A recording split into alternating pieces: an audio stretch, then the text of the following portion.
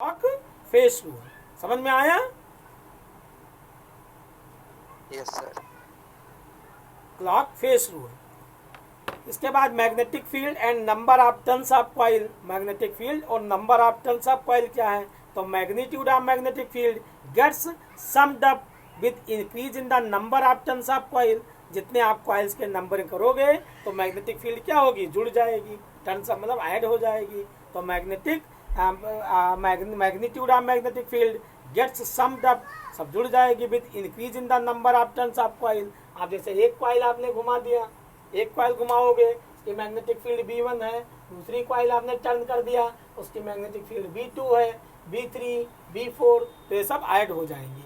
जैसे आपने जितने नंबर आप टर्न करोगे, आप नंबर आप जितने टर्न करोगे ये, तो यहाँ पर ये मान लो B1, ये B2, ये B3, ठीक, B4, तो जितने आप टर्न करोगे कॉइल के जितने लपेटे मारोगे, पहले लपेटे में मान लो मैग्नेटिक फील्ड B1 है, दूसरे लपेटे में B2 है, B3 है, तो ये सब सम सब हो जाएगी। B1 plus B2 plus B3, इनका मैग्नीट्यूड जुड़ जाएगा B4, कहाँ तक? Bn तक। ये आपका टोटल सिग्मा, इसको हम सिग्मा मतलब समेसन Bn लिख सकते हैं।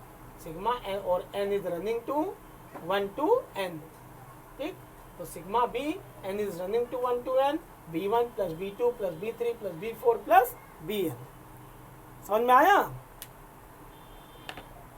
तो magnetic field turns of coil पर जुड़ जाएगी, ठीक। If there are n turns of the coil, अगर मान लो n टर्न कर लिया गया कॉइल का, तो magnitude of magnetic field will be n times of magnetic field in case of single turns of coil. तो जितने आप n टर्न करोगे तो उससे मल्टीप्लाई हो जाएगा किसी सिंगल का। तो ये अब सॉलिनॉइड एक पूछा जाता है, what is solenoid?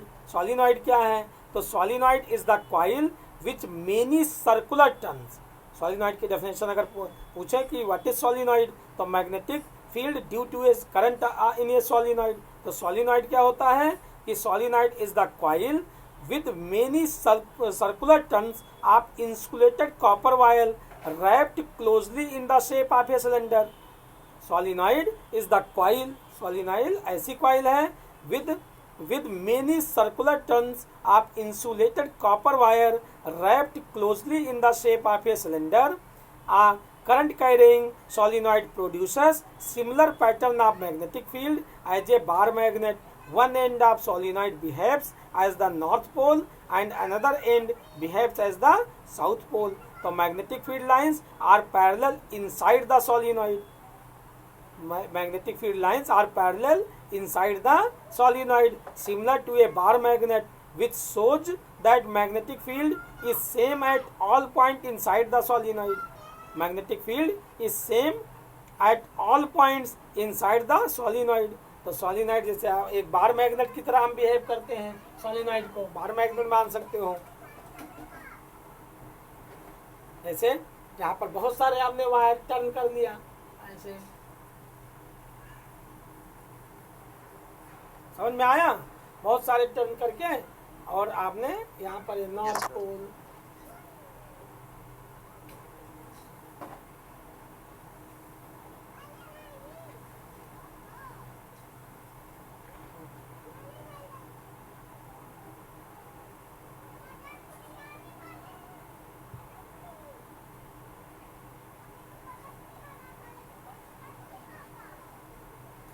Bar magnet आप मान सकते हैं इनको। बहुत सारे इस पर लपेटे मार दिए ना, तो ये नॉर्थ पोल, ये नॉर्थ हो जाएगा, ठीक। ए बी, इस पॉइंट को आप ए मान सकते हो, और इसको बी, ए बी। तो बार मैग्नेट की तरह ये बिहेव करती है सोलिनॉइड। तो समझ में आया? तो ये एक bar magnet, magnetic field produce by a solenoid is similar to a bar magnet. जो बार मैग्नेट से मैग्नेटिक फील्ड प्रोड्यूस होती है उसी टाइप से सोलिनॉइड से प्रोड्यूस्ड होगी। समझ में आ रहा है बेटा? Yes sir. Nitin, the strength of the magnetic field is proportional to the number of turns in magnitude of current. Solenoid में the strength of the magnetic field is proportional to the number of turns and magnitude of the current. तो electromagnet, ये भी पूछा जाता है what is electromagnet. तो electromagnet क्या होता है? तो an electromagnet consist of a long coil of insulated copper wire. An electromagnet consists of a long coil of insulated copper wire wrapped on a soft iron. Magnet formed by producing magnetic field inside a solenoid is called electromagnet. तो electromagnet क्या है? An electromagnet consists of a long coil of insulated copper wire wrapped on a soft iron. Magnet formed by producing magnetic field inside a solenoid is called electromagnet. ठीक, अब यहाँ electromagnet के बाद Fleming left hand rule आपने पढ़ा है। Fleming का left hand rule क्या है, राइट हैंड रूल क्या है? तो फ्लेमिंग का left hand rule, if direction of electric current is perpendicular to the magnetic field, the direction of force is also perpendicular to both of them.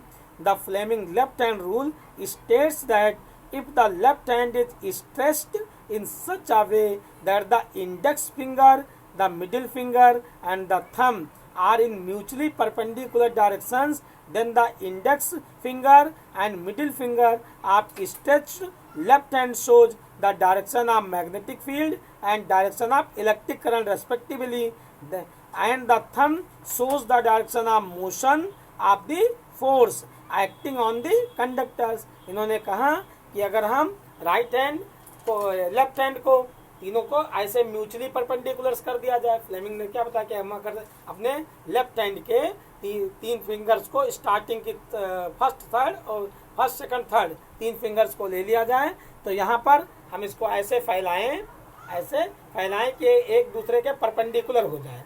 मतलब thumb और जो आपकी ये इंडेक्स फिंगर है इनके बीच में 90 डिग्री आ जाए, इंडेक्स फिंगर और मिडिल फिंगर इनके बीच में 90 डिग्री हो, और यहाँ थंब और मिडिल फिंगर के बीच में 90 डिग्री का एंगल बने, तो ये एक दूसरे के म्यूचुअली परपेंडिकुलर हो जाएं। अगर ये हम एक्स एक्सिस वाई एक्सिस मान लें तो ये जेड एक्सिस है, तो एक्स वाई जेड एक्सिस जैसे एक दूसरे के परपेंडिकुलर हो जाएं।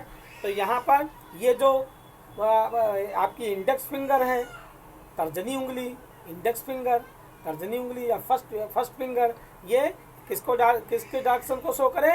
फील्ड की डायरेक्शंस को, मैग्नेटिक फील्ड की डायरेक्शंस को शो करे। और जो आपकी मिडिल फिंगर है ये करंट की डायरेक्शंस को शो करे, इंड्यूस्ड करंट की या करंट की डायरेक्शंस को शो करे। तो जो थंब होगा वो मोशन या फोर्स की डायरेक्शंस को शो करेगा। तो यहाँ एफ आई और एफ बी और आई तीन चीजें हो गई। ये आपका मैग्नेटिक फील्ड बी और ये आई इलेक्ट्रिक करंट, और ये डायरेक्शन किसको शो करेगा? Force, motion of the conductor, motion of the conductor या फोर्स की डायरेक्शन को शो करेगा, मोशन ऑफ द कंडक्टर। तो ये फोर्स हो गया, ये मैग्नेटिक फील्ड हो गई और ये इलेक्ट्रिक करंट हो गया। तो middle finger will indicates in the directions of electric current या करंट, इंड्यूस्ड करंट, ठीक। And index finger are indicates the direction of magnetic field, then thumb will indicates the direction of motion of the conductors, direction of the force। समझ में आया? Yes sir. अब electric motor इसी पर base है। जो devices हैं, बहुत सारी डिवाइसेस, जैसे इलेक्ट्रिक मोटर हो गया, इलेक्ट्रिक जनरेटर्स हो गए, लाउड स्पीकर हो गया, ये सब इस पर वर्क करते हैं फ्लेमिंग के लेफ्ट हैंड रूल पर। तो ये पूछा जाता है कि फ्लेमिंग के लेफ्ट हैंड रूल पर कौन कौन सी कोई दो डिवाइसेस के नाम लिखो। तो इलेक्ट्रिक मोटर लिख सकते हो, इलेक्ट्रिक जनरेटर लिख सकते हो, लाउड स्पीकर लिख सकते हो, बहुत सारे इसके बेस पर वर्क करते हैं, बहुत सारे डिवाइसेस। समझ में आया? तो ये समझ में आया बेटा? Yes sir. अब इलेक्ट्रिक मोटर क्या है? तो a device that convert electric energy to mechanical energy, एक ऐसी डिवाइस जो इलेक्ट्रिक एनर्जी को मैकेनिकल एनर्जी में कन्वर्ट करती है, उसको हम इलेक्ट्रिक मोटर कहते हैं। तो a device that convert electrical energy to mechanical energy, a device which is convert electrical energy to mechanical energy are called electric motor. It is of two, ये दो टाइप्स के होते हैं, एक तो एसी और दूसरा डीसी मोटर। एक एसी मोटर और दूसरा डीसी मोटर होता है। Electric energy is converted into mechanical energy, किसके द्वारा? इलेक्ट्रिक मोटर के द्वारा। इलेक्ट्रिक मोटर के द्वारा इलेक्ट्रिक एनर्जी मैकेनिकल एनर्जी में कन्वर्ट होती है। अब इलेक्ट्रिक मोटर किसके बेस पर मतलब काम करता है, वर्क करता है? कौन से रूल पर ये सजेस्टेड किया गया है? तो मैरी एम्पियर ने और फ्लेमिंग लेफ्ट हैंड रूल पर ये वर्क करता है। इसी बेस के रूल पर वर्क करता है। समझ में आया? Yes sir. फ्लेमिंग का राइट हैंड रूल भी पूछा जाता है। What is Fleming right hand rule? Right hand Fleming का रूल क्या है? तो फ्लेमिंग का राइट हैंड रूल में electromagnetic inductions can be explain. अब राइट हैंड रूल में इन्होंने क्या बताया कि हम अपने राइट हैंड की फर्स्ट 3 फिंगर्स को एक्स एक्सिस, वाई एक्सिस और जेड एक्सिस हम सपोज कर सकते हैं कि ये तीनों एक दूसरे के म्यूचुअली परपेंडिकुलर्स हो जाएं। तो यहाँ thumb motion of the conductor की डायरेक्शंस को शो करे, और जो ये आपकी इंडेक्स फिंगर है, index finger will indicates in the directions of magnetic field. Then our middle finger will indicate the direction of induced current या alternating current। induced current या current के डायरेक्शंस को शो करेगा। तो हम अपने राइट हैंड की फर्स्ट 3 फिंगर्स को इस तरीके से फैलाएं कि ये एक दूसरे के म्यूचुअली परपेंडिकुलर हो जाएं। एक दूसरे के म्यूचुअली परपेंडिकुलर मतलब कि यहाँ पर इस फिंगर थंब और इंडेक्स फिंगर के बीच में 90 डिग्री, इंडेक्स फिंगर और मिडिल फिंगर के बीच में 90 डिग्री एंगल बने, और मिडिल फिंगर और थंब के बीच में 90 डिग्री का एंगल बने। इनको हम एक्स एक्सिस, वाई एक्सिस और जेड एक्सिस सपोज कर सकते हैं। तो X axis, Y axis, Z axis जैसे एक दूसरे के म्यूचुअली परपेंडिकुलर होते हैं। तो यहाँ पर thumb motion of the conductors को शो करे, और जो इंडेक्स फिंगर्स हैं, इंडेक्स फिंगर मैग्नेटिक फील्ड के डायरेक्शंस को शो करे। तो ये जो मिडिल फिंगर है will indicates in the directions of current. तो ये जो उंगली बचेगी मिडिल फिंगर, ये करंट के डायरेक्शंस को शो करेगी, करंट के डायरेक्शंस को शो करेगी। तो इन दोनों को फिक्स मान लिया गया और इसको डिफाइन किया गया। राइट हैंड थंब रूल में क्या किया? इन दोनों को फिक्स मान लिया, motion of the conductor force को फिक्स मान लिया और बी को फिक्स मान लिया। तो आई को डिफाइन किया गया डेफिनेशन में। लेफ्ट हैंड में क्या किया? इन दोनों को फिक्स मान लिया, मतलब इंडेक्स फिंगर मैग्नेटिक फील्ड को फिक्स मान लिया, इलेक्ट्रिक करंट को फिक्स मान लिया। तो एफ को डिफाइन किया, मोशन ऑफ द कंडक्टर्स को डिफाइन किया। तो यहाँ लेफ्ट हैंड में फोर्स के डायरेक्शंस को पता किया गया है, और राइट हैंड में आपको इलेक्ट्रिक करंट के डायरेक्शंस को पता किया गया है। समझ में आया? Yes sir. अब फ्लेमिंग का राइट हैंड थंब रूल। अच्छा, चलो अब यहाँ पर इलेक्ट्रिक जनरेटर्स के जो आपके फ्लेमिंग के राइट हैंड रूल पर बेस्ड हैं इलेक्ट्रिक जनरेटर। ठीक, इलेक्ट्रिक जनरेटर कौन कौन से हैं? तो electric generator are device that convert mechanical energy into electrical energy. और जो आपका इलेक्ट्रिक मोटर था वो electric energy to mechanical energy, ये उल्टा करता है इलेक्ट्रिक जनरेटर। ये आपका mechanical energy to electrical energy में कन्वर्ट करता है। तो are device that converts mechanical energy into electrical energy. Electric generator, उसको हम इलेक्ट्रिक जनरेटर कहेंगे। इलेक्ट्रिक जनरेटर्स ये भी 2 टाइप का होता है, एक तो एसी जनरेटर और दूसरा DC generator. AC alternating current generator और एक डीसी डायरेक्ट करंट जनरेटर, ये 2 टाइप के होंगे। तो principle of electric generator, electric motor works on the basis of electromagnetic induction. जो इलेक्ट्रिक जनरेटर है वो किस पर वर्क करता है? इलेक्ट्रोमैग्नेटिक इंडक्शंस के बेसिस पर, इलेक्ट्रोमैग्नेटिक इंडक्शंस के बेसिस पर। तो यहाँ पर advantage of AC over DC ये भी पूछा गया है कि एसी और डीसी में क्या एडवांटेज है, अल्टरनेटिंग करंट और डायरेक्ट करंट में क्या एडवांटेज है। तो यहाँ पर एसी जो अल्टरनेट करंट होती है, current in which direction is changed periodically is called alternating current. Alternating current ऐसी करंट होगी जिसका मतलब जो डायरेक्शन है वो चेंज होती रहेगी period by period, periodically change होती रहेगी। तो current in which direction is changed periodically is called alternate current. In India, most of the power stations generate alternate current. The direction of current changes after every 1/100 seconds. In India, that is the frequency of AC in India is 50 Hz. The frequency of AC alternating current in India is 50 hertz. Frequency को measurement जो unit है वो fundamental मतलब frequency measurement किस में की जाती है, हर्ट्ज में। AC alternating current is transmitted up to a long distance without much loss of energy is advantage of AC over DC। क्योंकि ये जो अल्टरनेटिंग करंट हैं ये ट्रांसमिट की जा सकती हैं लॉन्ग डिस्टेंसेस तक बिना लॉस के एनर्जी के, बिना एनर्जी के लॉस के ये ज़्यादा डिस्टेंस तक ट्रांसमिट की जा सकती हैं। ये एक एडवांटेज है डीसी के ऊपर एसी का। और जो डीसी डायरेक्ट करंट होती हैं तो current that flows in one direction only is called direct current. ऐसी करंट जो केवल एक ही डायरेक्शंस में ट्रांसमिट होती हैं, फ्लोज होती हैं, ऐसी करंट जो केवल एक ही डायरेक्शंस में फ्लोज होती हैं तो उनको हम डायरेक्ट करंट कहती हैं। उनको क्या कहेंगे, डायरेक्ट करंट कहेंगे। समझ में आ रहा है? अब electrochemical cells produce direct current. Electrochemical जो सेल्स होंगी वो क्या प्रोड्यूस करेंगी, डायरेक्ट करंट को प्रोड्यूस करेंगी। तो यहाँ पर हम कहें अल्टरनेटिंग करंट, जैसे आप अल्टरनेटिंग करंट बनाते हो तो ये पीरियोडिकली चेंज होती रहेगी। ये अल्टरनेटिंग करंट का ग्राफ हो गया, अल्टरनेटिंग करंट का ग्राफ हो गया। ये इसको यहाँ टी टाइम पर हम बना सकते हैं, आई अल्टरनेटिंग करंट हो गया। ठीक, अब इसके बाद जो डायरेक्ट करंट होगी ये एक ही डायरेक्शंस में मूव करेगी, ओनली वन डायरेक्शन, नीचे नहीं आएगी, केवल ऊपर ही रहेगी एक ही डायरेक्शंस में। तो ये हो गया डायरेक्ट करंट। इसको हम कह सकते हैं डायरेक्ट करंट, आई करंट हो गया और ये टाइम टी हो गया। समझ में आया? Yes sir. तो ये ग्राफ किसका है, डायरेक्ट करंट का, और ये ग्राफ किसका है, अल्टरनेटिंग करंट का, एसी करंट का। ठीक, तो advantage of AC over DC, cost of generator of AC is much less than that of DC. AC can be easily converted to DC. Alternating current को आप आसानी के साथ कन्वर्ट कर सकते हो, ऊपर ऊपर कन्वर्ट कर सकते हो इसको आसानी के साथ डीसी में। अल्टरनेटिव करंट को आसानी के साथ डीसी में कन्वर्ट कर सकते हो। तो AC can be easily converted to DC.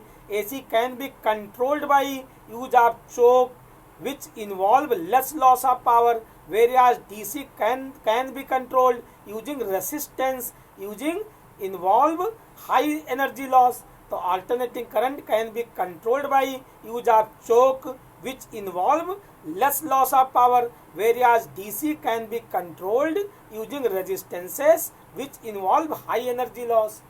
ठीक, AC can be transmitted over long distances without much loss of energy. Alternating current को आप ट्रांसमिट कर सकते हो ज़्यादा डिस्टेंस तक बिना लॉस के, एनर्जी के लॉस के। AC machine are stout. AC machine क्या होती है, स्टाउट होती हैं एंड ड्यूरेबल होती हैं। Do not need much maintenance. उसमें ज़्यादा मेंटेनेंस की ज़रूरत नहीं होती है।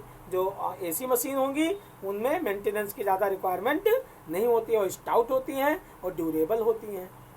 समझ में आया? Yes sir. अब इनके डिसएडवांटेज क्या हैं, एसी के डिसएडवांटेज, अल्टरनेटिव करंट के डिसएडवांटेज क्या हैं? तो AC can not be used for electrolysis process. Electrolysis process के लिए इसको हम यूज नहीं कर सकते हैं एसी को। या शोइंग इलेक्ट्रोमैग्नेटिज्म, इलेक्ट्रोमैग्नेटिज्म के लिए भी हम शो नहीं कर सकते इसको। As it reverses its polarity. क्यों? क्योंकि ये अपनी पोलैरिटी को लॉस रिवर्स कर देती है।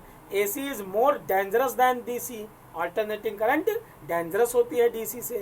तो AC is alternating current is more dangerous to direct current DC.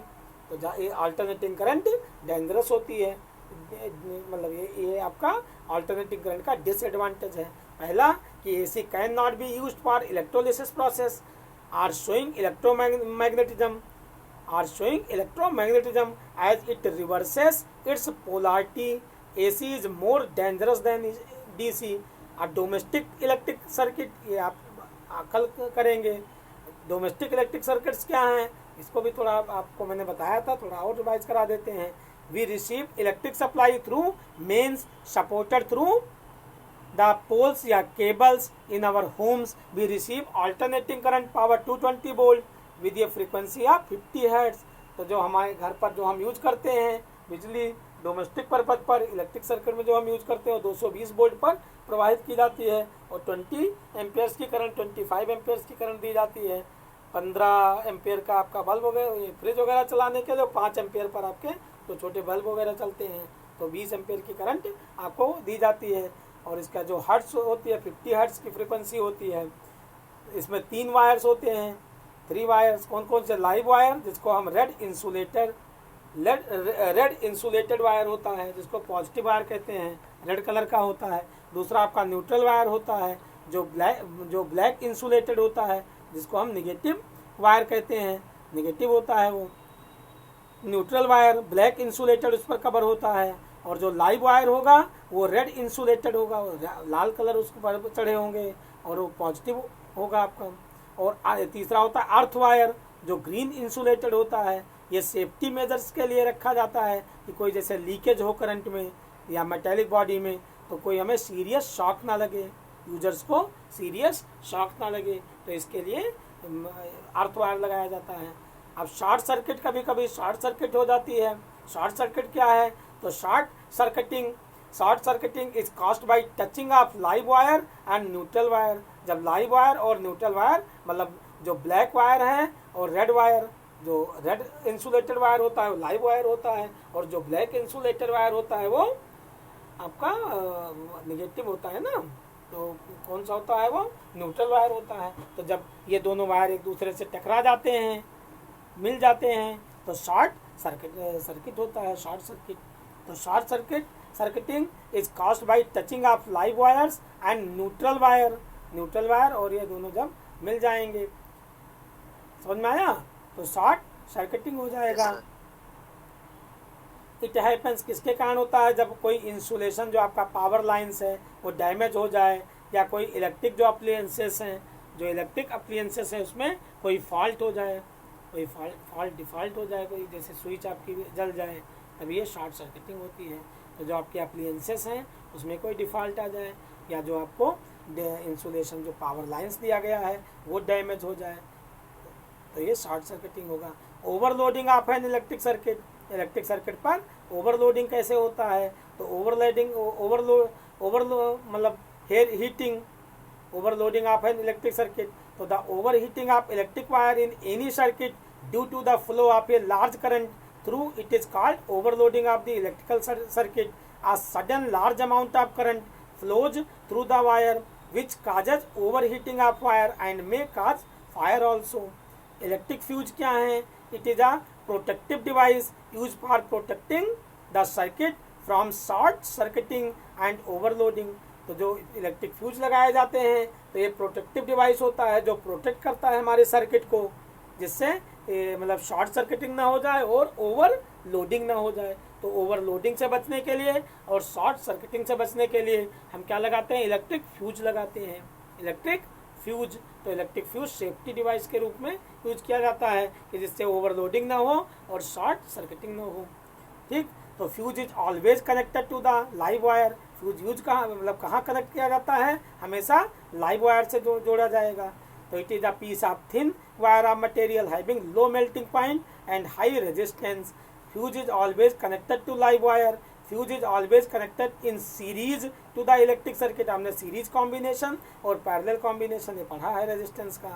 Fuse is always connected to the beginning of electric circuit. Electric circuit के beginning में ही इसको use करोगे fuse को।